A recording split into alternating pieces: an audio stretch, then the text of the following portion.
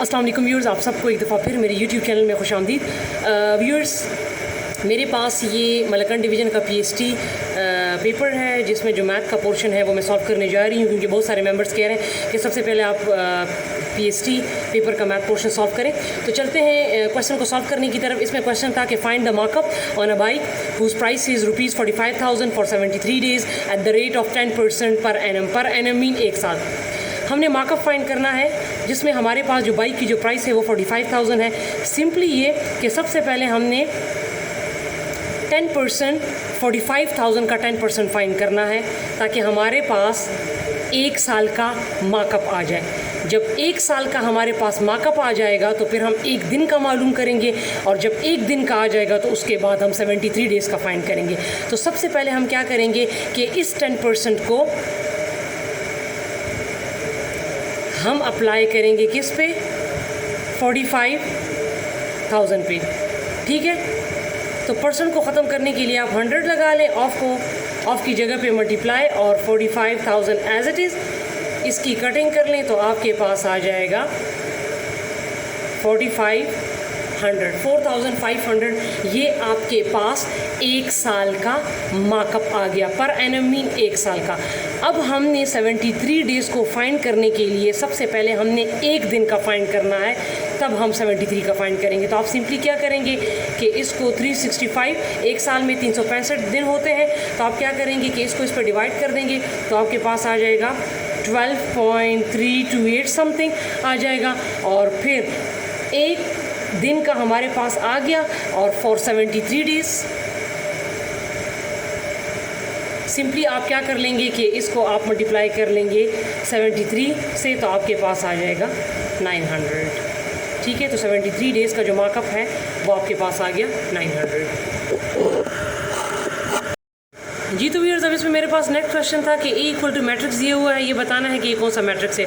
तो एक चीज़ याद रखिए, जब भी हमारे पास जो ये डायगनल, ये जो चीज़ है ना, ये हमारे पास डायगनल है। जब भी हमारे पास डायगनल एंट्रीज जो होती हैं वो सेम होती हैं और साइड्स वाली जितने भी एलिमेंट होते हैं वो ज़ीरो होते हैं, तो वो हमारे पास होता है स्केलर मैट्रिक्स। अगर फॉर एग्ज़ाम्पल इस तरह होता कि इसके ये साइड वाले ज़ीरो होते लेकिन इसके डायगनल मैट्रिक्स जो होते ये 1 2 होते।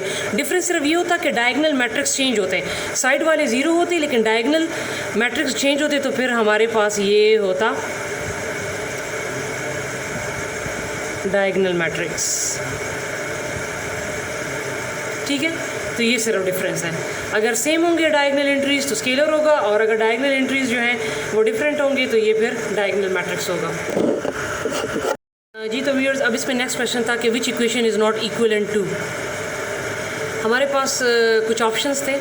ठीक है, तो वो तमाम ऑप्शंस जो थे ये हमारे पास दिया था, बताया है कि जो हमें 4 इक्वेशंस दिए थे उनमें बताया है कि कौन सा इक्वेशन जो है वो इसके इक्वल नहीं है। अगर मैं इसको सॉल्व करूं तो 32 को अपनी जगह पे रखें, -15 को उधर ले जाएं तो ये +15 हो जाएगा, तो इससे आपकी वैल्यू जो आ जाएगी वो 47। तो हमारे पास जितने भी ABCD में इक्वेशंस थे तो उन्होंने कहा है कि उनमें ऐसा कौन सा इक्वेशन है जो 47 के बराबर नहीं आता। तो उसमें एक ऑप्शन था B-11 = 30। तो ये वाला जो ऑप्शन था, तो अगर हम इसको सॉल्व करें 30 को अपनी जगह पे रखें, 11 को उधर ले जाए तो ये प्लस हो जाएगा, तो इससे हमारे पास आ जाता है 41। तो ये वाला इक्वेशन जो था ये मेरे पास इक्विवेलेंट नहीं है इसके, और बाकी आप तीनों को सॉल्व करें तो वो 47 के बराबर आते हैं, लेकिन ये वाला जो था ये 47 के बराबर नहीं आता।